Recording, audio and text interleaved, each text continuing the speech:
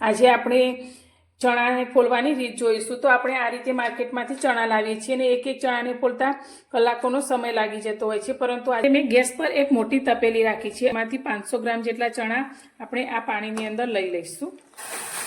તમારે જેટલા ચણા ફોલવાના હોય તે પ્રમાણે તમે ચણાનું પ્રમાણ લઈ શકો છો। 1 મિનિટ જેવું થઈ ગયું છે અને તમે જોઈ શકો છો તો આ રીતે ચણાના ફોતરા થોડા ખુલવા લાગ્યા છે। તો હવે આપણે અને આ ચણાને આપણે બીજી તપેલીની અંદર લઈ લઈશું।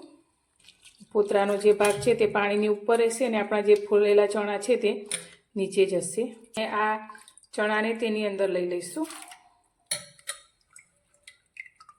તે ફોલાઈ ગયા છે તો હવે આપણે એક આ રીતે કોટનનું કપડું લઈ લઈશું અને ચણાને આપણે કપડાની ઉપર લઈ લઈશું। મારી આ ઓછા સમયમાં ચણા ફોલવાની રીત કેવી લાગી? જો પસંદ આવી હોય તો વિડીયોને લાઇક કરજો, વધુમાં વધુ શેર કરજો અને મારી ચેનલ પર નવા છો તો ચેનલને સબસ્ક્રાઈબ કરવાનું બિલકુલ ભૂલતા નહીં। તો ફરી મળીશું એક નવી જ રેસીપી સાથે નવા વિડીયોમાં।